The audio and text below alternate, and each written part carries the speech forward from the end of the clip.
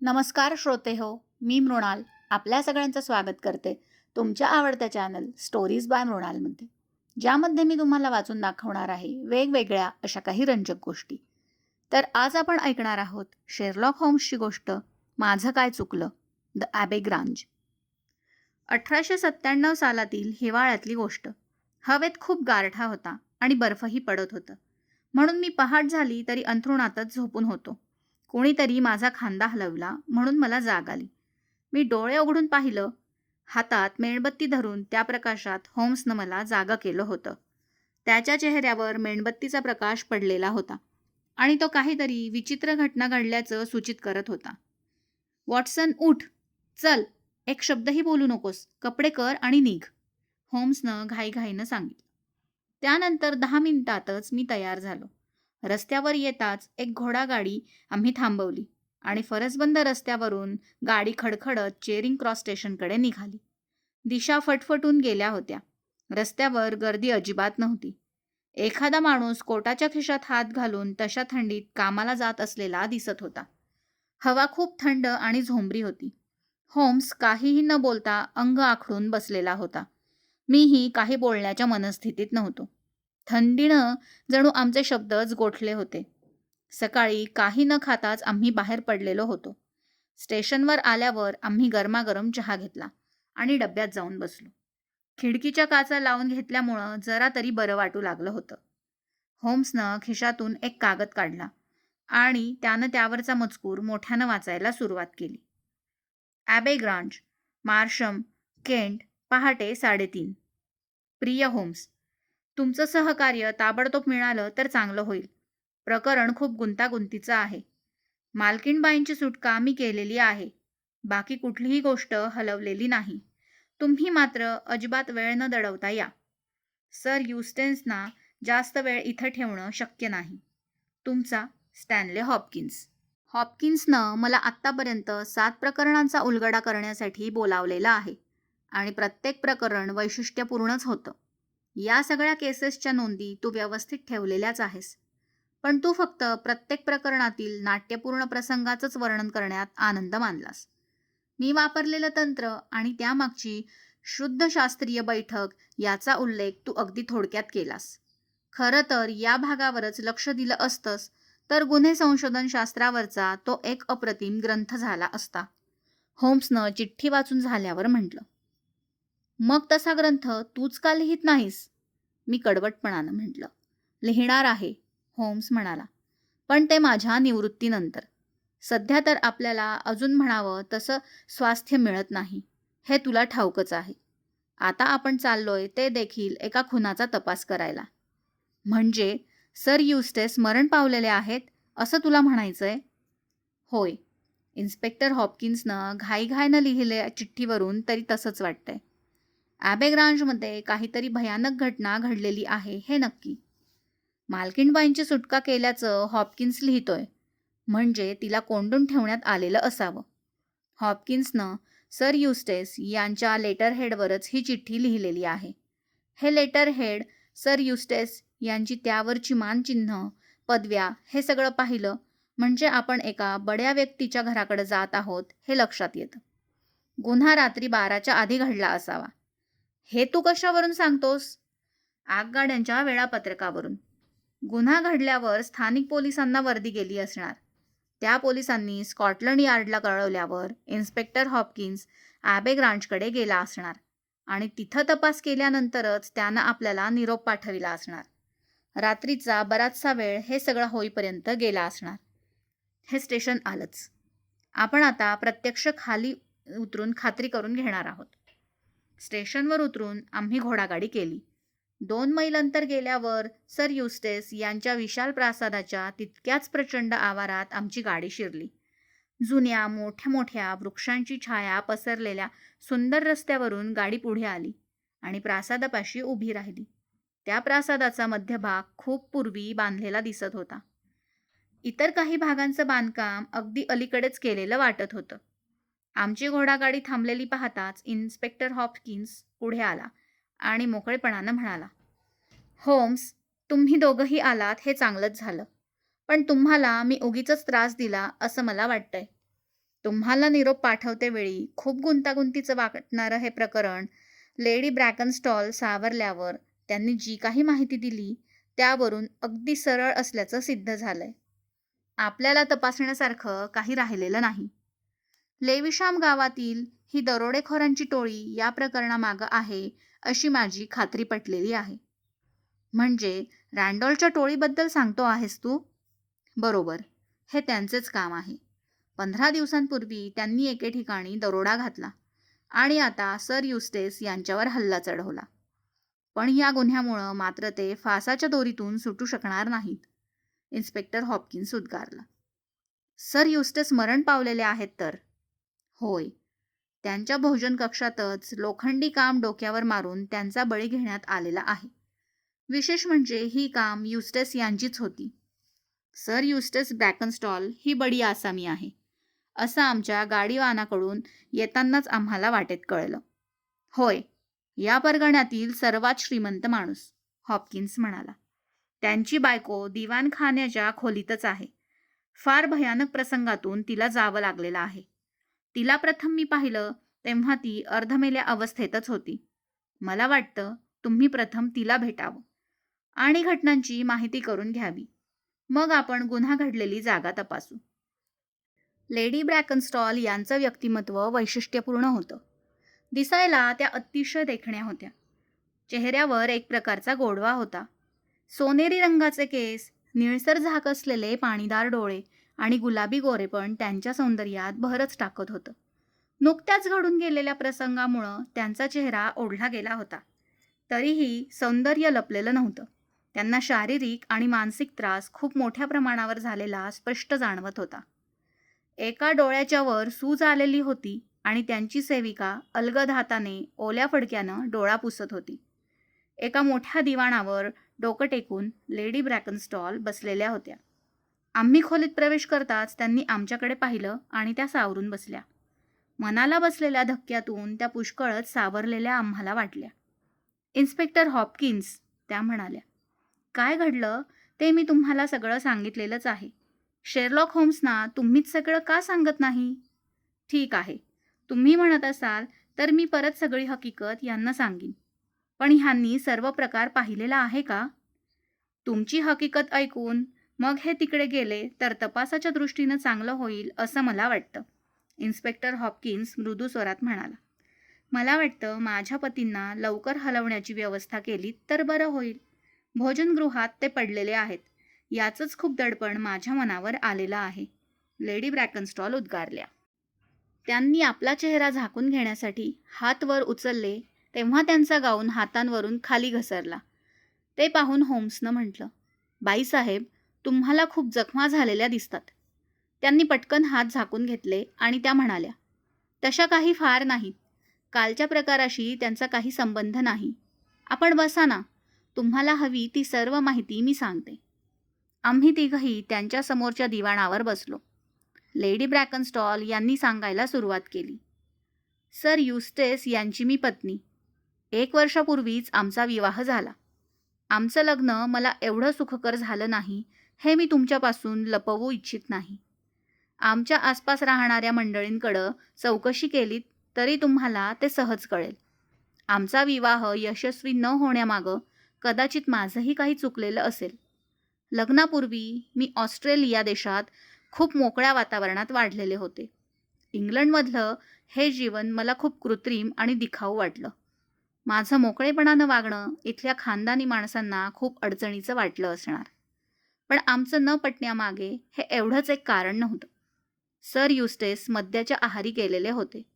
ते सतत दारू पिऊन झिंगलेल्या अवस्थेतच वावरत असत. प्रसंगी मारहाणही करीत असत. अशा माणसाच्या सहवासात दिवसरात्र काढणं माझ्यासारख्या मोकळ्या मनोवृत्तीच्या स्त्रीला किती अवघड गेलं असेल याची कल्पना तुम्ही करूच शकाल. लेडी ब्रॅकनस्टॉल दिवाणावर एकदम उठून बसल्या. त्यांच्या डोळ्यात निर्माण झालेली चीड आम्हाला स्पष्ट जाणवली. सुजलेल्या डोळ्यांमुळं त्या विचित्र दिसू लागल्या. सेविकेनं त्यांना शांत केलं आणि त्यांचं मस्तक मानेखाली उशी ठेवून पुन्हा दिवाणाच्या कडेवर अलगद टेकवलं. काही वेळानं त्या शांत झाल्या आणि त्यांनी पुढं सांगायला सुरुवात केली. आता काल रात्री काय प्रकार घडला ते सांगते. आमच्या प्रासादातील सगळी नोकर माणसं नव्यानं वाढवलेल्या भागात झोपतात. प्रासादाचा जो जुना भाग आहे त्या भागात आम्ही राहतो. तळमजल्यावर स्वयंपाकघर आणि भोजन कक्ष, तसंच आणखी खाली खोल्या आहेत आणि दिवाणखाना आहे. वरच्या मजल्यावर आमची झोपायची मोठी खोली आहे. माझी सेविका थेरेसा आमच्या बेडरूमवरच्या खोलीत झोपते. आमच्या या जुन्या भागात काही आवाज झाला तर नव्या भागात तो ऐकू जात नाही. चोरट्यांना ही माहिती असावी म्हणूनच ते धाडसीपणानं इथं वावरू शकले. सर युस्टेस रात्री 10:30च्या सुमारास झोपायला गेले. नोकर माणसं त्यांच्या खोल्यात गेली. फक्त माझी सेविका तिच्या खोलीत जागी होती. याच खोलीत रात्री जवळजवळ 11 वाजेपर्यंत मी पुस्तक वाचत बसले होते. मग माझ्या नेहमीच्या सवयीप्रमाणे मी वरच्या मजल्यावर जाण्यापूर्वी घरात सगळीकडे फिरून दारं खिडक्या नीट बंद केलेल्या आहेत याची खात्री करून घेतली. सर युस्टेस यांच्यावर या बाबतीत अवलंबून राहण्याइतका मला त्यांच्याबद्दल विश्वास वाटत नव्हता. मी स्वयंपाकघर, कोठीची खोली, आम्ही बंदुका ठेवतो ती खोली, बिलियर्डच्या खेळाची खोली, दिवाणखाना या खोल्यातून हिंडून भोजनगृहात आले. तिथल्या एका खिडकीपाशी पडदा हलताना मला दिसला आणि त्यातून गार वारं आत आलं. मी झटकन पडदा बाजूला करून पाहिलं. खिडकी उघडीच होती आणि त्या खिडकीतून एक धिप्पाड माणूस आत येत होता. या खिडकीला गज नाहीत, त्यामुळे दार बंद नसेल तर कुणीही त्यातून सहज आत येऊ शकेल. मी झटकन मागे सरकले, पण त्या माणसानं मला पाहिलं होतं. त्यानं माझ्यावर झेप घेतली. एका हातानं माझं मनगट पकडलं आणि दुसऱ्या हातानं माझा गळा दाबून धरला. ओरडण्यासाठी मी तोंड उघडणार तेवढ्यात त्यानं माझ्या चेहऱ्यावर जोरात ठोसा मारला. माझ्या डोळ्यावर तो जोरात लागला. मी जमिनीवर कोसळले. काही काळात माझी शुद्ध हरपली असेल. पुन्हा मी शुद्धीवर आले तेव्हा चोरट्यांनी आमच्या घंटेचा दोर ओढून तोडला होता आणि त्या दोरानं मला खुर्चीवर घट्ट बांधून ठेवलेलं होतं. माझे दोन्ही हात खुर्चीच्या पाठीमागं घेऊन ते करकचून बांधलेले होते. मला कसलीही हालचाल करणं शक्यच नव्हतं. शिवाय माझ्या तोंडात त्यांनी बोळा कोंबला असल्यानं मला ओरडताही आलं नाही. नेमक्या ह्याच वेळी माझे दुर्दैवी यजमान भोजनगृहात आले. बहुधा त्यांना चोरट्यांची चाहूल लागली असावी म्हणून ते हातात लोखंडी पहार घेऊनच आले होते. ते एका चोरट्याच्या अंगावर धावले. त्याच वेळी त्यांच्या मागून दुसरा एक धिप्पाड माणूस आला. त्यानं त्यांच्या हातातली पहार हिसकावली आणि काही कळायच्या आत त्यांच्या डोक्यावर जोराचा फटका मारला. कसलाही आवाज न करता ते खाली कोसळले. ते पाहून मला चक्कर आली. पण काही वेळातच मी सावध झाल्यावर पाहिलं तर ते चोरटे 3 जण होते. एक जण वयानं मोठा वाटत होता तर बाकीचे दोघे पोरगेलेसेच होते. ते आपापसात काहीतरी बोलत होते. त्यांची घरातल्या काही चांदीच्या वस्तू, ताटे, पेले भराभर गोळा करून घेण्याची घाई झाली होती. मद्य ठेवलेलं कपाट त्यांनी उघडलं. तिथलेच 3 ग्लास घेऊन एका बाटलीतलं मद्य त्यांनी ग्लासात भरलं आणि ते भराभर प्यायलं. त्यातला वयानं मोठा दाढीवाला माणूस माझ्याजवळ आला. मला घट्ट बांधलेलं आहे याची त्यानं खात्री करून घेतली आणि मग तिघंही त्याच खिडकीतून उड्या मारून अंधारात नाहीसे झाले. सुमारे अर्धा तास झटपट केल्यावर माझ्या तोंडातला बोळा मी काढू शकले. मग जोरात किंचाळून हाका मारायला सुरुवात केली. माझी सेविका थेरेसा ताबडतोब आली. इमारतीच्या नव्या भागात झोपलेल्या इतर नोकरांनाही जाग आली. वेळ न दवडता आम्ही पोलिसांना बोलावणं पाठवलं. पोलीस आले आणि त्यांनी तपासाला सुरुवात केली. असं सगळं घडलं. मला जमेल तसं मी व्यवस्थित सांगायचा प्रयत्न केलेला आहे. पुन्हा मला आता या दुःखद घटनेचं वर्णन करायची वेळ न आल्यास बरं होईल. लेडी ब्रॅकनस्टॉलनी आळीपाळीनं आमच्याकडे पाहत हकीकत संपवली. होम्स, तुम्हाला काही प्रश्न विचारायचे आहेत का? इन्स्पेक्टर हॉपकिन्सनं विचारलं. बाईसाहेबांना आणखी काही विचारून त्रास द्यावा असं मला वाटत नाही, होम्स उद्गारला. आणि थेरेसाकडं पाहून त्यानं म्हटलं, पण तुमच्याकडून मात्र या घटनेविषयी आणखी माहिती घ्यावी असं मला वाटतंय. सांगते ना, थेरेसा उद्गारली. ती 3 माणसं घरात शिरण्यापूर्वी आमच्या घराच्या फाटकापाशी घोटाळत असलेली मी पाहिली होती. माझी खोली सर्वात वर आहे. खिडकीतून बाहेर पाहिलं की बंगल्याकडे येणारा दगडी रस्ता, आवाराच्या प्रारंभी असलेलं फाटक आणि त्या पलीकडच्या सार्वजनिक रस्त्याचा थोडासा भागही दिसतो. चांदणं पडलेलं होतं, त्यामुळं ते तिघही मला स्पष्ट दिसत होते. कुणीतरी रस्त्यावरून जाणारे असतील म्हणून मी त्यांच्याकडं फारसं लक्ष दिलं नाही आणि मी अंथरुणावर पडले. त्यानंतर सुमारे तासा-दीड तासांनी बाईसाहेबांचं किंचाळणं माझ्या कानावर पडलं. मी ताबडतोब खाली आले आणि तिथलं दृश्य पाहून प्रथम मी भांबावून गेले. धनी रक्ताच्या थारोळ्यात पडले होते, तर बाईसाहेबांना खुर्चीने घट्ट बांधून ठेवलेलं होतं. बाईसाहेब मोठ्या धीराच्या आहेत म्हणूनच या प्रसंगाला तोंड देऊ शकल्या. लग्नापूर्वी आम्ही ऑस्ट्रेलियात राहत होतो. बाईसाहेबांच्या लहानपणापासून मी त्यांच्या सेवेला आहे. मोठ्या धीराच्या म्हणून त्या इंग्लंडला एवढ्या लांब येऊ शकल्या आणि सगळ्या प्रसंगांना तोंड देऊन इथं राहिल्या. बाईसाहेबांचं माहेरचं नाव सांगाल? होय, मेरी फ्रेजर. ऑस्ट्रेलियात ॲडलेडला आम्ही राहायचो, थेरेसा म्हणाली. पोलिसांनी खूप प्रश्न विचारून त्यांना खूप त्रास दिलाय. आता मात्र मी त्यांना त्यांच्या खोलीत घेऊन जाणार आहे. त्यांना विश्रांतीची खूप जरुरी आहे. लेडी ब्रॅकनस्टॉल यांना हळुवारपणं उभं करून हाताचा आधार देऊन थेरेसा घेऊन निघून गेली. ही थेरेसा राईट, इन्स्पेक्टर हॉपकिन्सनं माहिती पुरवली. खूप दिवसांपासून ही बाईसाहेबांच्या देखभालीचं काम करते. बाईसाहेब 1.5 वर्षांपूर्वी ऑस्ट्रेलियातून इकडं आल्या. त्यांच्याबरोबर थेरेसाही आली. आता अशी प्रामाणिक मायाळू सेविका मिळणार नाही. चला, आता आपण भोजनगृहाकडे जाऊ. हे प्रकरण साधं घरफोडीचं आहे हे लक्षात आल्यावर होम्सचा उत्साह काहीसा कमी झाला. इतक्या सरळ साध्या केसमध्ये आपली काही आवश्यकता नाही असं त्याला वाटू लागलं. भोजनगृहात इन्स्पेक्टर हॉपकिन्सबरोबर आम्ही आलो आणि होम्सची सराईत नजर सगळीकडं फिरू लागली. काही क्षणातच त्याचा उत्साह परत आल्यासारखं मला जाणवलं. भोजनगृह आकारानं खूप मोठं होतं. त्याचं छत लाकडी नक्षीनं सजवलेलं होतं. भिंतीवर सांबाराची डोकी लावलेली दिसत होती. खिडक्या, दारं अतिशय मौल्यवान अशा ओकच्या लाकडांची बनवलेली होती. भोजनगृहातलं टेबलही खूप मोठं, कलाकुसरीने नटलेलं आणि भारी लाकडाचं होतं. एका भिंतीवर जुन्या काळातली काही शस्त्र आणि बंदुका लटकावलेल्या आम्ही पाहिल्या. डाव्या बाजूला भिंतीतली मोठी शेगडी होती. शेगडी विटांनी बांधून घेतलेली होती. जवळच दिवा लटकलेला होता. तोही मोठा कलात्मक होता. शेगडीच्या कट्ट्यापाशी एक खूप जड अशी मोठी लाकडी खुर्ची होती. त्या खुर्चीपाशी तांबड्या रंगाची दोरी दिसत होती.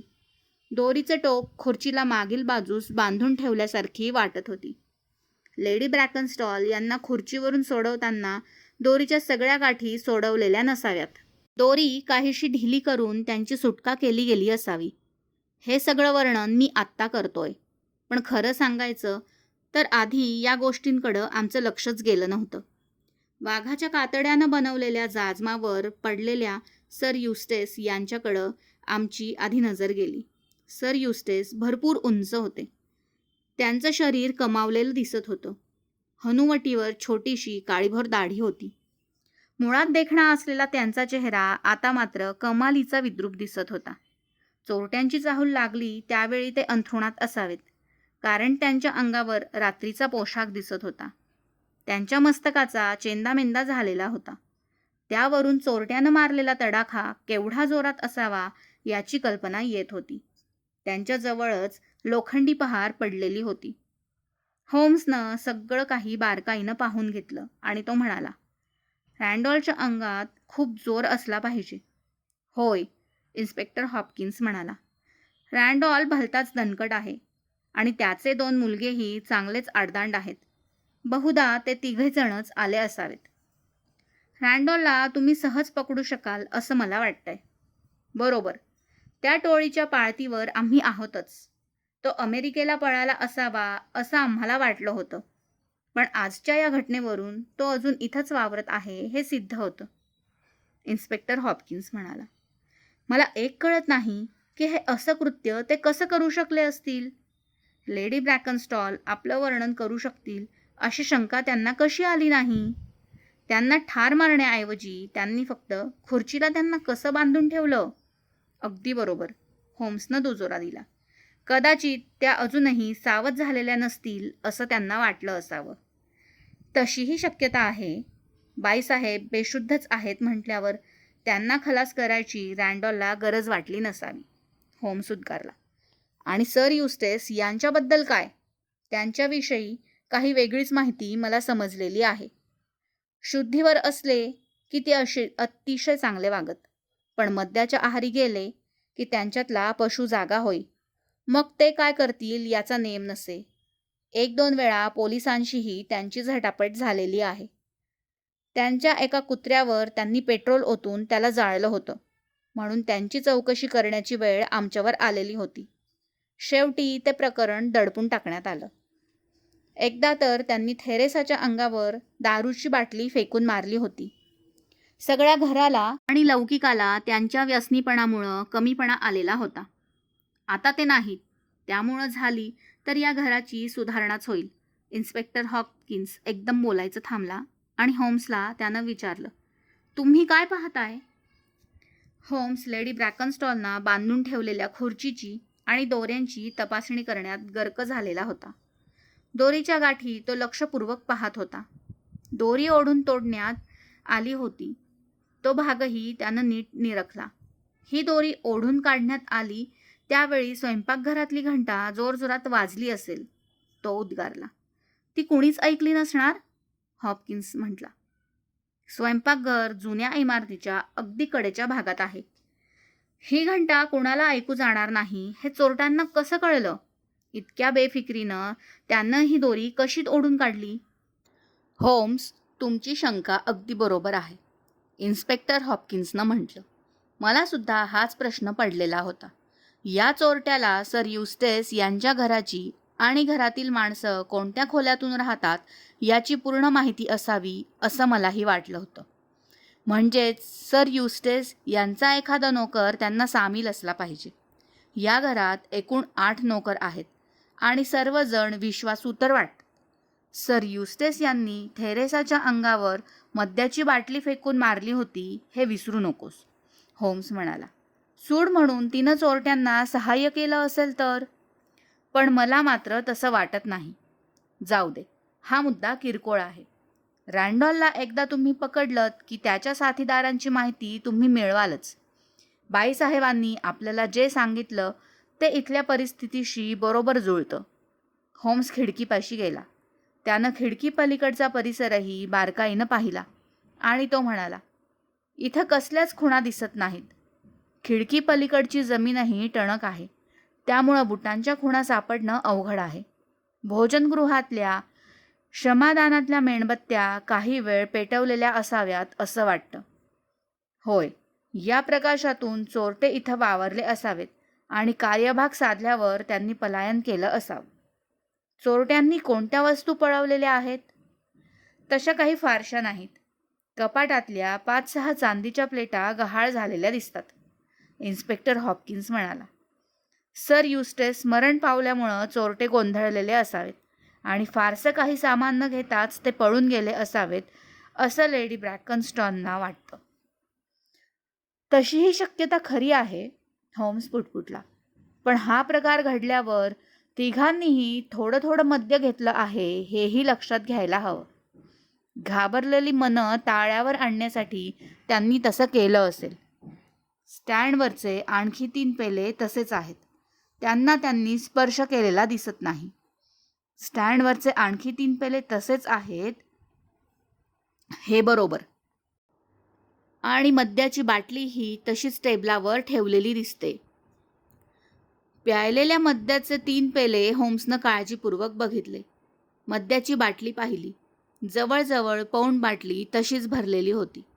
बाटली उघडायचा चिमटा टेबलावरच बाटली शेजारी पडलेला होता. बाटलीवर काहीशी धूळ साचलेली होती. ते खूप जुनं मद्य असावं हे त्यामुळं स्पष्ट होत होतं. त्या सगळ्या गोष्टींचं निरीक्षण करताना होम्सची उत्सुकता चाळवली गेली आहे हे मला जाणवलं. त्यानं बाटली उघडायचा चिमटा नीट निरखून पाहिला. बाटलीचं बूच काढण्यासाठीचा स्क्रू वापरला गेला होता, त्याचा त्याने नीट निरीक्षण केलं. ड्रॉवरमधला स्क्रू हॉपकिन्सनं बाहेर काढून होम्सला दाखवला. बाईसाहेबांनी स्क्रूचा वापर केल्याचं सांगितलं का? होम्सनं विचारलं. नाही. चोरट्यांनी बाटली उघडली त्यावेळी त्या बेशुद्धच होत्या ना.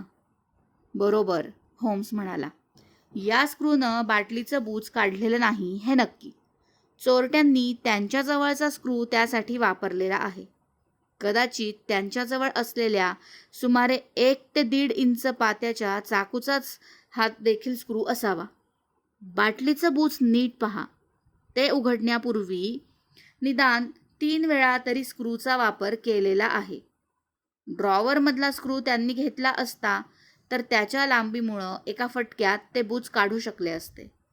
हॉपकिन्स, रँडॉलला जेव्हा तुम्ही अटक कराल त्यावेळी असा चाकू त्याच्याजवळ सापडतो का ते जरूर पहा. ही सूचना मी नक्कीच लक्षात ठेवीन, इन्स्पेक्टर हॉपकिन्स म्हणाला. पण टेबलावरच्या या पेल्यांचं रहस्य मात्र मला उलगडत नाही, होम्स म्हणाला. बाईसाहेबांनी 3 जणांना मद्य पिताना पाहिलं होतं ना? होय, त्याबद्दल ते ठाम आहेत. मग प्रश्नच मिटला, होम्स म्हणाला. आणखी काय सांगणार? माझ्यासारख्या शंकेखोर माणसाला हे 3 पेले वैशिष्ट्यपूर्ण वाटतात. तुमच्या काही लक्षात येत नाही? असू दे. इन्स्पेक्टर हॉपकिन्स, मला वाटतं माझं इथलं काम संपलेलं आहे. आता आम्ही निघतो. रँडॉलला पकडल्यावर मला जरूर कळवा. आणखी काही नवी माहिती तुमच्यापाशी जमली तर तीही कळवायला विसरू नकोस. वॉटसन, चल, आता आपण निघूया. परतीच्या प्रवासात होम्स विचारातच गढलेला होता. त्यानं ज्या काही गोष्टी सर युस्टेस यांच्या घरी पाहिल्या होत्या त्यामुळं तो बुचकळ्यात पडलेला होता, एवढं खरं. प्रकरण अगदी सोपं आणि साधं आहे, असं तो मधून म्हणे. पण त्याच वेळी त्याच्या मनात शंकांचं मोहोळ तयार होई. ॲबेग्रांजमध्ये घडलेल्या त्या दुर्दैवी घटनेचा तपशीलवार उजळी त्याने स्टेशनवर पोहोचेपर्यंत केली. गाडी उभीच होती. आम्ही आत जाऊन बसलो आणि गाडी सुरू झाली.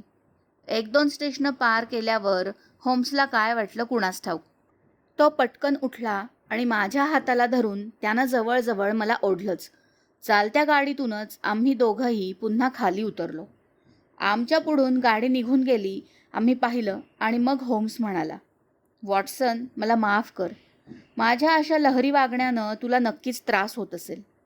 पण हे प्रकरण असं अर्धवट मी सोडू शकत नाही. माझी मनोदेवता मला सांगते की मी चुकीच्या पद्धतीनं या रहस्याचा विचार करीत आहे. खरंच वॉटसन, मी चुकीचाच विचार करत होतो. लेडी ब्रॅकनस्टॉल यांनी सांगितलेली हकीकत, थेरेसानं त्याला दिलेली पुष्टी, या गोष्टी मी खऱ्या मानल्या. या दोघींच्या हकीकतींना छेद देणारी कोणती गोष्ट माझ्याकडे आहे? तर मद्याचे ते 3 पेले. बाईसाहेबांची हकीकत आधी ऐकून न घेता मी माझ्या पद्धतीने सगळी पाहणी केली असती तर माझा तर्क बिनचूक मार्गानं मी पुढं नेऊ शकलो असतो. खरं की नाही? तो म्हणत होता त्यात काहीच चूक नव्हती. मी होकारार्थी मान हलवली. पटलं ना तुला माझं म्हणणं? मग आता स्टेशनवरच आपण या बाकावर बसू. पुन्हा आपल्याला ॲबेग्रांजकडं घेऊन जाणारी गाडी येईपर्यंत माझ्या मनात काय आहे ते मी तुला सांगूनच टाकतो. होम्स बाकडांकडं पावलं टाकत म्हणाला. आम्ही दोघंही बसलो. तो पुढं म्हणाला, वॉटसन, लेडी ब्रॅकनस्टॉल आणि थेरेसानं जे काही सांगितलं ते खरंच आहे हा विचार प्रथम तू डोक्यातून हद्दपार कर. बाईंच्या रूपाची भुरळ पडलीच असेल तर ती दूर कर. बाईसाहेबांनी सांगितलेल्या हकीकतीकडं थंडपणानं पाहिलं तर त्यात काही त्रुटी तुला जाणवतील. दरोडेखोरांची त्यांनी सांगितलेली गोष्ट मला खोटी वाटते. रँडॉलच्या टोळीचं वर्णन वर्तमानपत्रात अनेकदा येऊन गेलेलं आहे. या वर्णनाचा उपयोग करून त्यांनी ही कथा रचली नसेल कशावरून? 15 दिवसांपूर्वीच रँडॉलच्या टोळीनं मोठा दरोडा घातलेला आहे. त्या संपत्तीचा उपभोग घेणं ते पसंत करतील की लागलीच दुसरा दरोडा घालून जीव धोक्यात घालतील? सर युस्टेस यांना पकडून बांधून ठेवण्याइतकी त्यांची संख्या होती. मग ते विनाकारण त्यांचा खून का करतील? शिवाय काही किरकोळ वस्तू पळवून नेण्यातच ते समाधान कसं मानतील? आणखी एक गोष्ट, बाटलीतलं एवढं भारी मद्य संपवायचं सोडून ते केवळ घोटघोट घेऊनच कसं थांबतील? या गोष्टी तुला विचित्र वाटत नाही का? तू म्हणतोस तसा एकत्रित विचार केला तर त्या विचित्र वाटतात हे खरंच, मी म्हटलं. पण वेगवेगळी प्रत्येक गोष्ट पाहिली तर ती अगदी सहज घडून येण्यासारखी वाटते. होम्स, मला लेडी ब्रॅकनस्टॉलना खुर्चीवर बांधून ठेवण्याची घटना तितकीशी खरी वाटत नाही. तू म्हणतोस त्याचाही विचार करायला हवा, होम्स म्हणाला. जी काही परिस्थिती तिथं निर्माण झालेली होती, त्या परिस्थितीत त्यांनी बाईसाहेबांचा खून तरी करायला हवा होता, किंवा त्यांना असं काही बांधून ठेवायला हवं होतं की लवकर त्यातून सुटता येणं शक्य नाही. बघ, म्हणजे ही घटना देखील विश्वास न ठेवण्यासारखीच वाटते, नाही का? शिवाय मद्याचे टेबलावर ठेवलेले ते 3 पेले, त्यांचं काय? तुझ्या डोळ्यांसमोर ते पेले तू आणू शकशील? होय, मला जणू ते स्पष्टच दिसत आहेत. 3 माणसांनी त्या पेल्यातून मद्य प्यायलं असं आपल्याला सांगण्यात आलेलं आहे. असं घडलं असेल असं तुला वाटतं? शक्य आहे, मी म्हटलं. 3ही पेल्यात मद्याचा अंश सापडलेला आहे. पण फक्त एकाच पेल्यात मद्याच्या फेसाचे अवशेष दिसले. मधमाशांच्या पंखांचे अवशेषही त्याच पेल्यात सापडले. उरलेले 2 पेले स्वच्छ होते. मला असं वाटतं की फक्त 2 पेलेच मद्य पिण्यासाठी वापरले गेले आणि तिसऱ्या पेल्यात त्या 2 पेल्यातलं उरलेलं मद्य ओतून तिसरी व्यक्ती हजर असल्याचा देखावा निर्माण करण्यात आलेला आहे. तसं झालं असलं तर 2 पेले पूर्ण रिकामे राहतील. जर दोघांनी मद्य घेतलं असेल तर चोरटे 3घे जण होते असं लेडी ब्रॅकनस्टॉल आणि सेविका थेरेसा सांगते ते खोटं असलं पाहिजे. होम्सच्या या तर्कपद्धतीत काहीतरी तथ्य असावं असं मलाही वाटू लागलं होतं. याचा अर्थ तुझ्या लक्षात आला का वॉटसन? होम्स उद्गारला. या दोघींनी आपल्याला जे काही सांगितलं त्याच्यावर विश्वास ठेवता येणार नाही. खऱ्या गुन्हेगाराला वाचवण्याचा प्रयत्न त्या दोघी करत आहेत. या प्रकरणाच्या मुळाशी जायचं असेल तर त्यांच्यावर अवलंबून राहण्यात अर्थ नाही. म्हणूनच आपण परत तिथं जाणार आहोत. गाडी आलीच बघ. आम्ही परत आलो हे पाहून ॲबेग्रांजमधील नोकरवर्गाला खूप आश्चर्य वाटलं. इन्स्पेक्टर हॉपकिन्स तिथे नाही हे पाहून शेरलॉक होम्स सरळ भोजनगृहातच गेला. त्यानं दरवाजा आतून लावून घेतला आणि जवळजवळ 2 तास सगळ्या गोष्टींची बारकाईनं तपासणी करण्यात त्यानं घालवले. गुरुजी काय काय करतात ते लक्षपूर्वक पाहणाऱ्या आज्ञाधारक विद्यार्थ्यांप्रमाणे मी एका खुर्चीवर बसून होम्सचा सगळा उद्योग पाहत होतो. खिडकी, पडदे, जमिनीवरचं जाजम, खुर्ची, बाईसाहेबांना बांधून ठेवलेली ती दोरी, या सगळ्या गोष्टींचं त्यानं बारकाईनं पुन्हा पुन्हा निरीक्षण केलं. मग होम्स घंटी जिथं बांधून ठेवलेली होती तिथं उंचावर चढला. ओढून तोडलेली दोरी त्यानं नीट निरखून पाहिली आणि उडी टाकूनच तो खाली उतरला. तेव्हा त्याचा चेहरा कमालीचा उजळलेला होता. वॉटसन, तो म्हणाला, हे रहस्य आपल्या संबंध कारकिर्दीतलं वैशिष्ट्यपूर्ण प्रकरण ठरणार आहे. मला आत्ता खूपच गोष्टी उलगडलेल्या आहेत. सुरुवातीलाच आपण चूक केली याचंच मला वाईट वाटतंय. आता आणखी काही दुवे जुळवले की माझी सगळी साखळी पूर्ण होईल. गुन्हेगार कोण आहे हे तुला समजलं? अनेक जण नाही, होम्स म्हणाला. फक्त एकच, पण खूप दांडगा माणूस आहे तो. सर युस्टेस यांना एकाच फटक्यात त्याने यमसदनाला पाठवलेला आहे आणि लोखंडी कांबीला जो थोडासा बाक आलेला आहे त्यावरून तो फटका मारणारी व्यक्ती खूप शक्तिवान असावी हे सिद्ध होतंय. पण घंटेच्या दोरीकडे पाहिलं की तो कोण असावा याचा पुरावाच त्यानं मागे ठेवलेला आहे हे लक्षात येतं. म्हणजे नुसती ओढून त्यानं दोरी तोडली नाही. मी वर चढून बघितलं. दोरी घेताना घंटी वाजू नये म्हणून चाकूनं त्यानं अलगद दोरी कापलेली आहे. मी अगदी ताठ उभा राहिलो तरी ज्या ठिकाणी दोरी त्यानं कापली तिथपर्यंत माझा हात पोहोचू शकलेला नाही.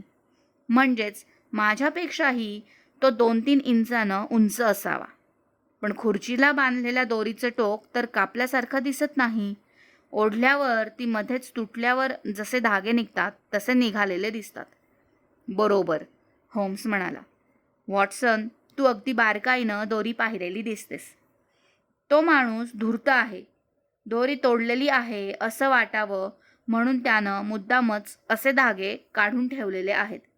आणखी एक गोष्ट, लेडी ब्रॅकनस्टॉल यांना ज्या खुर्चीवर बांधून ठेवलेलं होतं ना, त्या खुर्चीवर तुला काय दिसतं? रक्ताच्या डागासारखा डाग दिसतो, मी म्हटलं. तो रक्ताचाच डाग आहे, होम्स म्हणाला. बाईसाहेब खोटं बोलत आहेत. याला आता दुसरा कोणताही पुरावा नको. सर युस्टेस यांच्यावर हल्ला झाला त्यावेळी जर बाईसाहेब खुर्चीवर बसलेल्या असत्या तर तिथं रक्ताचा डाग कसा येईल? नाही, सर युस्टेस खाली कोसळल्यावर बाईसाहेबांना खुर्चीवर बसवण्यात आलं असावं. सरांच्या डोक्यावर वार करताच जे रक्त उडालं त्याचा थेंब या खुर्चीवर पडला असावा. म्हणजे त्यावेळी ही खुर्ची रिकामीच असावी. म्हणजे बाईसाहेबांना बांधून ठेवण्याचं नाटक मागाहून रचण्यात आलं असणार. मला वाटतं थेरेसाशी जरा बोललं पाहिजे. आपल्याला हवी ती माहिती तिच्याकडून कदाचित मिळू शकेल. थेरेसा खूप धोरणी बाई वाटत होती. आम्ही पुन्हा तिला काही प्रश्न विचारणार आहोत हे पाहून तिच्या डोळ्यात संशय प्रकट झालेला दिसत होता. तिला बोलतं करायला होम्सला खूपच कष्ट पडले. अतिशय मृदू स्वरात तिला विश्वासात घेऊन त्यानं प्रश्न विचारले आणि ती देत असलेलं प्रत्येक उत्तर आपल्याला पटत असल्याचं त्यानं दाखविलं. तेव्हा ती काहीशी मोकळी झाली. सर युस्टेस यांच्याबद्दल तिच्या मनात खूप राग होता हे तिनं बिलकुल लपवलेलं नाही. ती आवेगानं सांगू लागली. होय साहेब, त्यांनी माझ्या अंगावर मद्याची बाटली फेकून मारली होती. बाईसाहेबांना ते शिवीगाळ करत. ते पाहून मी म्हटलं, माझा भाऊ इथे असता तर तुम्ही असे शब्द उच्चारू शकला नसतात. ते संतापले आणि हातातली बाटली माझ्या अंगावर फेकली. बाईसाहेबांचे त्यांनी भारी हाल केले, पण त्यांनी चुकूनही माझ्याशी बोलताना सरांची तक्रार करण्याचा सूर काढला नव्हता. आज सकाळी तुम्ही त्यांच्या हातावर जखमांचे ओरखडे पाहिलेत ना, त्याबद्दल सुद्धा त्या माझ्याशी बोलल्या नव्हत्या. पण मला खात्री आहे सर साहेबांनी हॅटच्या पिनेने त्या जखमा केलेल्या असणार. अतिशय दुष्ट माणूस. मेलेल्या माणसाबद्दल वाईट बोलू नये म्हणतात, पण खरं सांगू का, पृथ्वीच्या पाठीवर त्यांच्यासारखा दुष्ट माणूस दुसरा कोणीच नसेल. 18 महिन्यांपूर्वी ते बाईसाहेबांना भेटले तेव्हा इतके चांगले वागणारे, बोलणारे, बाईसाहेबांच्या रूपावर पूर्णपणे भाळलेले आम्हाला वाटले. लंडनमध्ये आम्ही पहिल्यांदाच आलो होतो.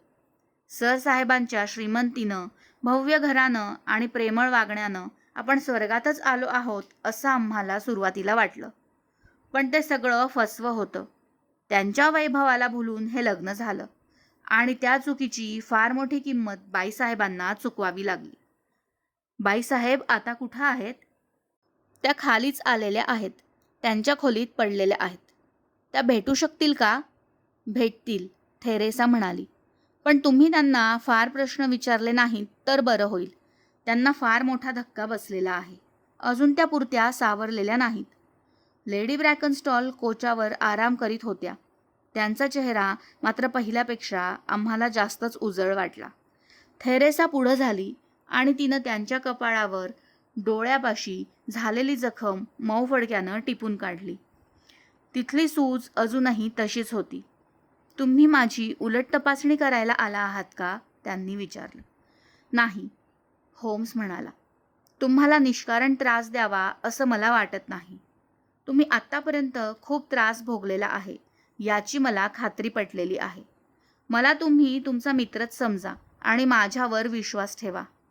त्या विश्वासाला तडा जाईल असं माझ्याकडून काही होणार नाही. तुम्हाला माझ्याकडून काय हवंय? सत्य, फक्त सत्य. होम्स, बाईसाहेब, गुन्हे शोधून काढण्याचा माझ्या कौशल्याबद्दल तुम्ही कदाचित ऐकलं असेल. म्हणूनच मला असं म्हणायचं आहे की तुम्ही खरं काय ते सांगून टाकावं हे बरं. म्हणजे मी जे सांगितलं ते तुम्हाला खोटं वाटतंय का? होय, होम्स म्हणाला. ती हकीकत म्हणजे तुम्ही रचलेला बनाव वाटतोय. दोघींचेही चेहरे पडले. काही वेळानं थेरेसा रागानं म्हणाली, किती उद्धट आहात हो तुम्ही. बाईसाहेबांनी तुम्हाला खोटं सांगितलं असं कसं म्हणता तुम्ही? शेरलॉक होम्स शांतपणे खुर्चीवरून उठून उभा राहिला आणि म्हणाला, बाईसाहेब, तुम्हाला काही सांगायचं नाही का? मी सगळं काही सांगितलेलं आहे. लेडी ब्रॅकनस्टॉल आणखी एकदा विचार करून उत्तर द्या. प्रामाणिकपणे सगळं खरं खरं सांगणं चांगलं नाही का? क्षणभरच बाईसाहेबांच्या मनाची चलविचल झाली. मग त्यांनी स्वतःला सावरलं, मनाशी कसला तरी निश्चय केला आणि त्यांच्या चेहऱ्यावर धैर्याचा मुखवटा चढवून त्या म्हणाल्या, मला ठाऊक होतं तेवढं सगळं मी सांगितलेलं आहे. होम्सनं डोक्यावर हॅट घातली आणि खांदे उडवून खेदानं तो म्हणाला, आम्ही निघतो. तुम्हाला त्रास दिल्याबद्दल माफ करा. आणखी एक अक्षरनही बोलता आम्ही बंगल्यातून बाहेर पडलो आणि आवारातल्या बर्फानं गोठलेल्या तलावापाशी आलो. होम्सनं काही वेळ तलावाच्या काठावर उभं राहून निरीक्षण केलं. सगळ्या तलावावर बर्फ पसरलेलं होतं. फक्त एका ठिकाणी तलावातल्या हंसांना पाण्यात डुंबता येईल तेवढ्या गोल भागाच्या ठिकाणी बर्फ नव्हतं. तिथलं बर्फ मुद्दाम काढून टाकलं असावं. होम्सनं काही क्षण त्या ठिकाणी रोखून पाहिलं आणि तो फाटकापाशी गेला. फाटकापाशी वॉचमनची कोठी होती. वॉचमननं पुढं येऊन फाटक उघडलं. काहीतरी आठवल्यासारखं करून होम्स कोठीत गेला. त्यानं घाईघाईनं एक चिठ्ठी खरडली आणि इन्स्पेक्टर हॉपकिन्स आले की त्यांना दे असं सांगून तो बाहेर पडला. चालता चालता होम्स म्हणाला, इन्स्पेक्टर हॉपकिन्सला आपण पुन्हा येऊन गेल्याचं समजणारच, म्हणून त्याच्यासाठी चिठ्ठी लिहून ठेवलेली आहे. त्याला अजून विश्वासात घेऊन मी काही सांगणार नाही, पण तपासाची एक दिशा मात्र त्या चिठ्ठीत त्याला दाखवून ठेवलेली आहे. आता आपला पुढचा तपास प्रवासी वाहतूक करणाऱ्या बोट कंपन्यांकडं करायचा आहे. विशेषतः ऑस्ट्रेलियाकडं जाणाऱ्या बोटींच्या कंपनीत आपलं काम आहे. ही कंपनी पॉल मॉलच्या अगदी टोकाला आहे असं मला आठवतंय. बघूया तरी. ऑस्ट्रेलियातील ॲडलेड बंदराकडं वाहतूक करणाऱ्या कंपनीच्या ऑफिसमध्ये आम्ही गेलो. कार्डवरचं होम्सचं नाव वाचताच आम्हाला ताबडतोब आत बोलावण्यात आलं आणि हवी ती माहिती तिथल्या व्यवस्थापकानं काही जुने रेकॉर्ड तपासून आम्हाला ताबडतोब दिली. जून 1895 त्या कंपनीची रॉक ऑफ जिब्राल्टर ही बोट ऑस्ट्रेलियातून इंग्लंडकडे यायला निघाली होती.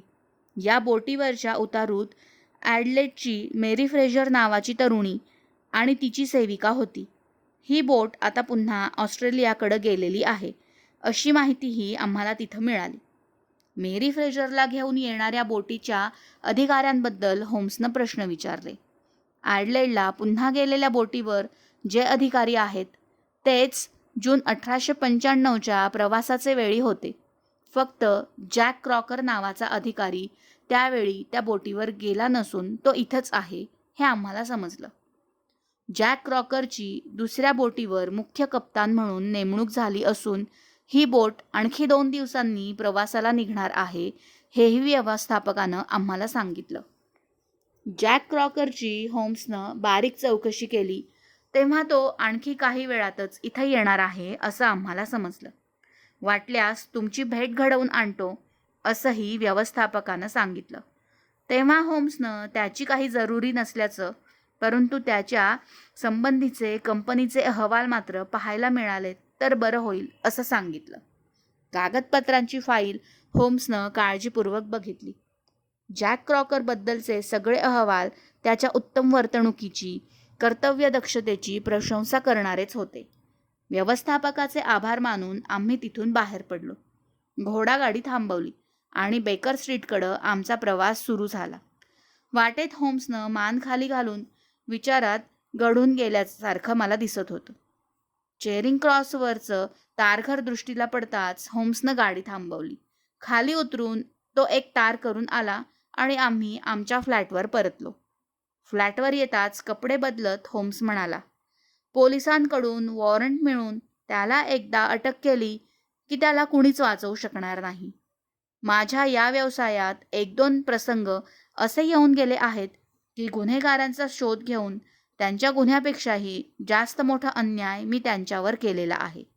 आता मात्र मी पोलिसांची मदत घेण्यापूर्वी खूप विचार करतो. माझ्या सद्सद्विवेक बुद्धीशी खेळ खेळण्यापेक्षा इंग्लंडच्या कायद्यातील पळवाटा शोधून न्याय मिळवून देणं काही वेळा मला योग्य वाटतं. आपण असं काही पाऊल उचलण्यापूर्वी आणखी काही गोष्टी समजतात का ते बघू. संध्याकाळ होण्यापूर्वीच इन्स्पेक्टर हॉपकिन्स आला. त्याचा चेहराच सांगत होता की त्याच्या अनुमानाप्रमाणे घटना सुरळीत घडलेल्या नाहीत. होम्स, तुम्ही जादूगार आहात असं मला वाटू लागलंय, हॉपकिन्सनं आल्या आल्या म्हटलं. ॲबेग्रांजमधील चोरलेल्या वस्तू तिथल्याच तलावात सापडतील हे तुम्ही कसं ठरवलंत? ते काही मला ठाऊक नव्हतं, पण तुम्हीच तलावाची तपासणी करायचं सुचवलं होतं. होय, माझी आपली शंका होती. खात्री करून घ्यावी म्हणून मी सुचवलं इतकंच. तिथंच सापडल्या वस्तू? होय. तुझ्या तपास कामात माझी एवढी तरी मदत झाली तर. तुम्ही कसली मदत केलीत? इन्स्पेक्टर हॉपकिन्स त्राग्यानं म्हणाला. उलट तुम्ही माझ्या तपासाच्या दिशेत आणखी अडचणी निर्माण केल्यात. घरफोडी करून चोरलेलं सामान तिथंच दडवून ठेवणारे हे कसले चोर? चोरी करण्याच्या उद्देशानं ते आलेच नसले आणि पोलिसांना हूल दाखवण्यासाठी त्यांनी चोरीचं नाटक केलं असेल, तर त्या वस्तूंचा त्यांना मोह होणार नाही. चोरी हा केवळ देखावा असण्याचीही शक्यता आहेच की, होम्सनं म्हटलं. त्या वस्तू तलावात असतील असं तुम्हाला कशावरून वाटलं? तशी शक्यता आहे असा विचार माझ्या मनात आला खरा. खिडकीतून उड्या टाकून ते बाहेर पडले. समोरच त्यांना तलाव दिसला.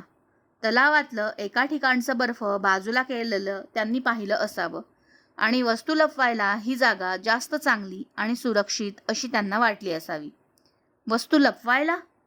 हॉपकिन्सनं म्हटलं. होय होय, आत्ता मला स्पष्ट दिसू लागलेलं आहे. रात्री फार उशीर झालेला नव्हता. रस्त्यावर अजूनही थोडीफार वर्दळ असणार. चांदीच्या वस्तू घेऊन पळून जाताना त्यांना कुणीतरी पाहण्याची शक्यता असणारच, म्हणून त्यांनी या वस्तू तलावात टाकल्या असाव्यात.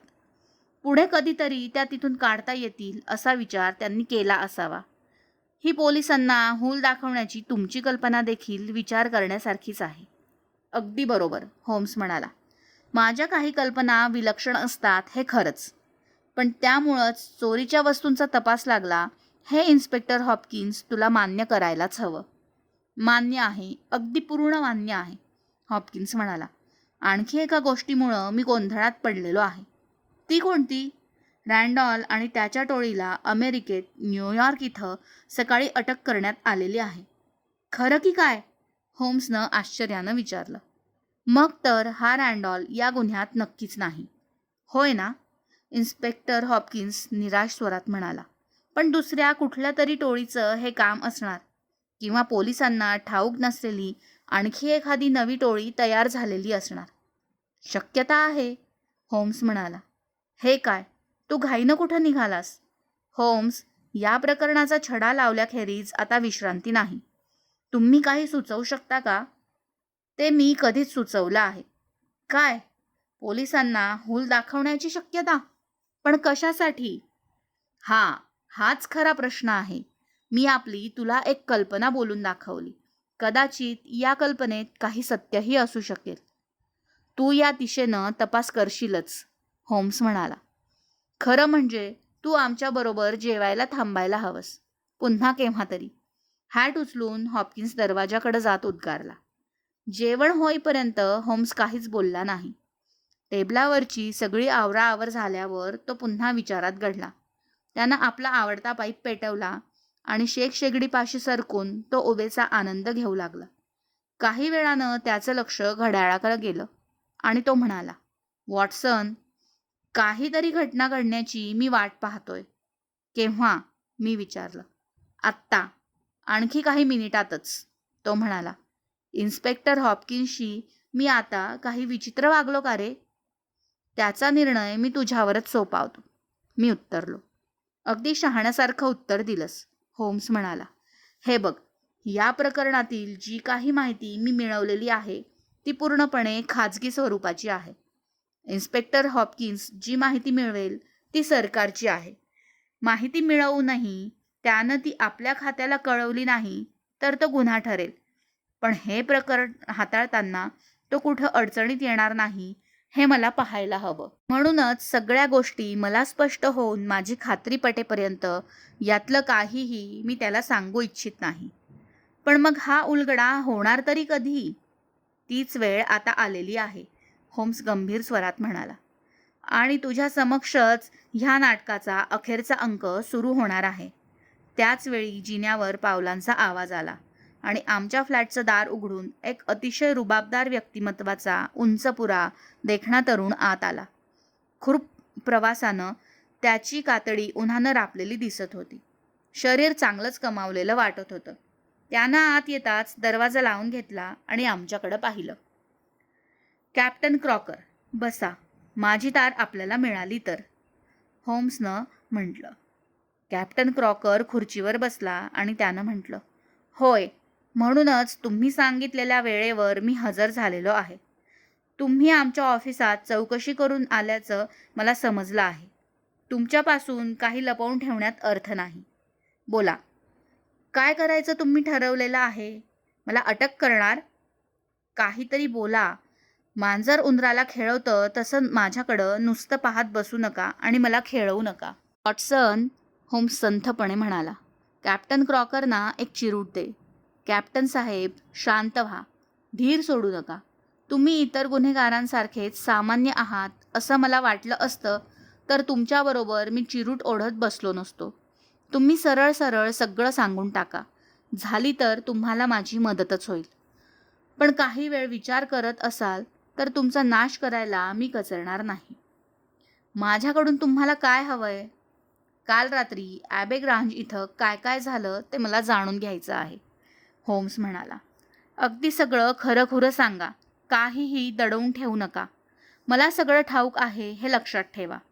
जराही खोटं बोलायचा प्रयत्न केलात तर पोलिसांना मी बोलवीन आणि मग माझ्या हातात काहीही राहणार नाही. कॅप्टन क्रॉकर काही क्षण स्तब्ध राहिला आणि मग तो म्हणाला, ठीक आहे, तुमच्यावर विश्वास ठेवून मी सगळी कहाणी सांगतो. पण सुरुवातीलाच एक गोष्ट स्पष्ट करतो. जे काही माझ्या हातून घडलं आहे त्याचा मला बिलकुल पश्चाताप झालेला नाही. असाच प्रसंग पुन्हा पुन्हा आला तरी मी असंच वागेन आणि माझ्या या कृत्याचा मला अभिमानही वाटेल. दुष्टाला शासन व्हायलाच हवं. लेडी ब्रॅकन, माझी फ्रेझर, मेरी फ्रेझर, याच नावानं मी तिची आठवण ठेवीन. ती संकटात सापडली तर तिला वाचवण्यासाठी, तिच्याच चेहऱ्यावरचं सुंदर हास्य पुन्हा पाहण्यासाठी मी माझं सगळं आयुष्य खर्च करीन. काय घडलं ते ऐका तर. मेरी फ्रेझर मला आमच्या बोटीवर प्रथम भेटली. तिला मी पाहिलं मात्र आणि माझं मन तिच्यावर जडलं. प्रवासाचा प्रत्येक दिवस जसा उलटू लागला तसं तिच्याबद्दल मला वाटणारं आकर्षण वाढूच लागलं. तिला या गोष्टीची कल्पना आली नाही. एखादी सुसंस्कृत तरुणी जशी वागेल तशीच ती माझ्याशी वागली. माझं हे प्रेम एकतर्फीच होतं म्हणा ना. ती मात्र फक्त निखळ मैत्रीच्या भावनेतून माझ्याशी मोकळेपणानं वागत होती. ऑस्ट्रेलियाहून त्यानंतरच्या खेपेला मी पुन्हा इंग्लंडला जहाज घेऊन आलो. त्यावेळी तिचं लग्न झाल्याचं मला समजलं. सर युस्टेस सधन आहेत, रुबाबदार आहेत, समाजात त्यांना मान आहे, हे समजल्यावर तिचा हा निर्णय मला योग्यच वाटला. मेरीसारख्या सुंदर मुलीला चांगलं घर मिळालं याचा मला आनंदच झाला. मेरी पुन्हा कधी भेटेल असं वाटलं नव्हतं. पण कंपनीनं मला बढती दिली आणि नव्या जहाजावर कप्तान म्हणून नेमलं. हे जहाज प्रत्यक्ष प्रवासाला सुरुवात करण्यासाठी 2 महिन्यांचा अवधी होता. म्हणून मी आमच्या नातेवाईकांकडेच राहिलो. एके दिवशी थेरेसा राईटशी माझी अचानक गाठ पडली आणि तिच्याकडून मेरीविषयी मला खूप हकीकत समजली. सर युस्टेस तिला ज्या पद्धतीनं वागवत आहेत ते समजल्यावर माझा राग उफाळून आला. सुडाच्या भावनेनं मी वेडाच झालो. खरं तर मेरी एवढी गुणी आहे की तिच्या बुटांशी देखील उभं राहण्याची त्या दारुड्याची लायकी नव्हती. नंतर पुन्हा मला थेरेसा भेटली. मेरीशीही माझी भेट झाली. आता पुन्हा मला भेटू नकोस असंही त्या भेटीत तिनं मला सांगितलं. त्यानंतर काही दिवस गेले. नवं जहाज घेऊन आठवडाभरातच निघायची तयारी ठेवण्याच्या सूचना मला कंपनीकडून मिळाल्या. निघायला 2 दिवस उरले तेव्हा पुन्हा एकदा अखेरचंच मेरीला भेटावं असं मला वाटू लागलं. थेरेसानं मेरीच्या हालचालींविषयी मला सगळी माहिती दिलेली होती. खालच्या मजल्यावरच्या खोलीत ती वाचत बसलेली असते हे मला ठाऊक झालेलं होतं. काल रात्री मी त्या खोलीच्या खिडकीपाशी गेलो आणि खिडकीवर खरवडल्यासारखं करून आवाज केला. मेरीनं खिडकीचं दार उघडलं नाही. पण मेरीला माझ्याबद्दल प्रेम वाटू लागलेलं आहे आणि अशा थंडीत ती मला घरात घेतल्याशिवाय राहणार नाही, असं मला मनातून कुठंतरी वाटत होतं. तसंच झालं. तिनं हलक्या आवाजात मला भोजनगृहाच्या मोठ्या खिडकीपाशी यायला सांगितलं. ती खिडकी तिनं उघडलेली आहे हे माझ्या लक्षात आलं. मी खिडकीतून आत आलो. मेरीनं तिची सगळी करुण हकीकत मला सांगितली. माझं रक्त उसळू लागलं. अशा नाजूक स्त्रीला छळणाऱ्या त्या नराधमाविषयी माझ्या मनात राग उसळून आला. आम्ही खिडकीपाशीच हळू आवाजात बोलत उभे होतो. तेवढ्यात सर युस्टेस धडकन दार उघडून आत आले. मेरीला ते अर्वाच्य शब्दात शिव्या देऊ लागले. तिच्या गालांवर त्यांनी थपडा मारल्या आणि हातातल्या गाठीनं तिच्या डोक्यावर एक तडाखा मारला. आणि टेबलावर पडलेली ती काम मी उचलली आणि कसलाही विचार न करता त्यांच्या डोक्यावर तडाखा मारला. आमची काही वेळ झटपट झाली. त्यांनी काठीचा एक तडाखा माझ्या हातावर मारला. मग मात्र मी भयंकर संतापलो आणि लोखंडी कांबीनं त्यांच्या डोक्यावर पुन्हा जो तडाखा मारला त्यानं रक्ताची चिळकांडी उडाली आणि ते खाली कोसळले. एखादं कलिंगड फोडावं तसं त्यांचं डोकं फुटलेलं होतं. मला वाईट वाटलं असावं असं तुम्हाला वाटेल, पण तसं काही नाही. मेरीला त्या दुष्टाच्या तावडीतून सोडवता आलं याचाच मला आनंद झाला. मी चुकीचं वागलो असं म्हणता, माझं काय चुकलं? माझ्या परिस्थितीत असतात तर तुम्ही दुसरं काय केलं असतं? सर युस्टेसनं मेरीला काठीनं मारलं तेव्हा ती जोरात किंचाळली. तो आवाज ऐकून थेरेसा खाली आली. टेबलाजवळच्या कपाटात मद्याची बाटली होती. ती घेऊन त्यातलं मद्य थोडं थोडं मी 2 पेल्यात ओतलं आणि खाली कोसळलेल्या मेरीला 1-2 घोट पाजले. मी 1-2 घोट घेतले. हा सगळा प्रकार पाहत थेरेसा थंडपणे उभी होती. आम्ही दोघांनी झटपट काही विचार करून पुढचा बनाव घडवून आणला. दरोडेखोरांनी घरफोडी केली असल्याची बतावणी आम्ही केली. थेरेसानं मेरीला पुन्हा पुन्हा दरोडा कसा पडला याची हकीकत रचून पढवली. मग मी मेरीला खुर्चीला बांधून ठेवायचं ठरवलं. त्यासाठी दोर हवा होता. घंटेचा दोर मी पाहिला. वर चढून माझ्या जवळच्या चाकूनं दोर कापला. मेरीला भराभरा मी खुर्चीला बांधलं. दोराचं टोक ओढलं. तोडल्यासारखं वाटावं म्हणून चाकूनं त्याचे धागे काढून ठेवले. काही चांदीच्या वस्तू गोळा केल्या आणि दरोडा पडला असं भासवण्यासाठी मी त्या माझ्याबरोबर न्यायचं ठरवलं. 3 दरोडेखोर आले होते असं वाटावं म्हणून तिसरा पेला घेतला. आमच्या दोन्ही पेल्यातलं उरलेलं मद्य त्या पेल्यात ओतून ठेवलं आणि खिडकीतूनच उडी मारून मी बाहेरच्या अंधारात मिसळून गेलो. बंगल्याच्या आवारातील तलावात बर्फ साचलेलं होतं. थोडं बर्फ मी बाजूला केलं. बर्फाखाली असलेल्या पाण्यात त्या वस्तू टाकून दिल्या आणि मी तिथून निसटलो. होम्स, खरी हकीकत ही अशी आहे. मला या कृत्यासाठी फाशी जावं लागलं तरी त्याला माझी तयारी आहे. कॅप्टन क्रॉकरनं आपलं निवेदन संपवलं. चिरुटाचे झुरके घेत काही क्षण होम्स स्वस्थ बसून राहिला आणि मग खुर्चीवरून उठून त्यानं कॅप्टन क्रॉकरचा हात हातात घेऊन म्हटलं, तुम्ही अगदी सगळं खरं खरं सांगितलेलं आहे. घंटीचा दोर तोडण्याचं हे काम सर्कशीतल्या माणसानं किंवा बोटीवरच्या माणसानं केलेलं असणार असा माझा तर्क होता. खुर्चीला बांधलेल्या दोरीच्या गाठींची पद्धत पाहिल्यावर तर बोटीवरच्या खलाशाचंच हे काम आहे याची मला खात्री पटली. मग पुढची चौकशी अगदीच सोपी होती. तुमच्यापर्यंत येऊन पोहोचायला मला काही फारसा त्रास झाला नाही. आमची बतावणी पोलिसांच्या लक्षात येईल असं मला बिलकुल वाटलं नव्हतं, कॅप्टन क्रॉकरनं म्हटलं. आणि अजूनपर्यंत तरी ती आलेली नाही. कॅप्टन क्रॉकर, ही फार गंभीर बाब आहे. रागाच्या आणि प्रचंड मानसिक दबावाच्या आहारी जाऊन तुम्ही हे कृत्य केलेलं आहे हे मला मान्य आहे. कसंही असलं तरी या कृत्याचं समर्थन होऊ शकणार नाही. पण तुम्ही गुन्हा केला आहे की नाही हे ठरवण्याचं काम ज्युरींचं आहे. ते त्यांनी करावं. पण माझ्यापुरतं म्हणाल तर तुमच्याबद्दल मला खूप सहानुभूती वाटते. 24 तासात तुम्ही इंग्लंड सोडून जाणार असाल तर तुम्हाला कोणीही अडथळा करणार नाही एवढी खात्री मात्र मी तुम्हाला देऊ शकतो. त्यानंतर हे प्रकरण पोलिसांना समजेल. होय ना? होय. ते आज ना उद्या कळणारच. कॅप्टन क्रॉकर यांचा चेहरा रागानं लाल झाला. ते म्हणाले, मला इंग्लंड सोडून जाण्याची सूचना तुम्ही करताय का? मेरी फ्रेझरनं कुणाची तरी मदत घेऊन तिच्या नवऱ्याचा काटा काढला असं तर सिद्ध होईल ना. म्हणजे तिला शिक्षा होणार. या कृत्यात तिचा एवढासाही सहभाग नसताना तिला अशी वाऱ्यावर सोडून मी कसा जाऊ? होम्स, तुम्हीच तिला वाचवायचा काही मार्ग शोधू शकणार नाही का? होम्सनं कॅप्टन क्रॉकर यांच्या खांद्यावर थोपटल्यासारखं केलं आणि तो म्हणाला, मी तुमची परीक्षा पाहिली. सगळी जबाबदारी स्वतःच्या शिरावर घेण्याचीही तुमची तयारी आहे. कॅप्टन, मी आता काय सांगतो ते ऐका. इन्स्पेक्टर हॉपकिन्स याला मी गुन्हेगारांनी बतावणी केलेली असण्याची शक्यता आहे असं सुचवलेलं आहे. यापेक्षा अधिक कोणतीही माहिती पोलिसांना नाही. आता आपण कोर्टात हे प्रकरण गेलं तर काय होईल ते पाहू. कॅप्टन क्रॉकर, तुम्ही आरोपी आहात. डॉक्टर वॉटसन, तू ज्युरीचा सदस्य आहे आणि मी न्यायाधीश आहे. ज्युरीला मी प्रश्न विचारतो. सभ्य गृहस्थांनो, सगळं प्रकरण तुम्ही ऐकलेलं आहे.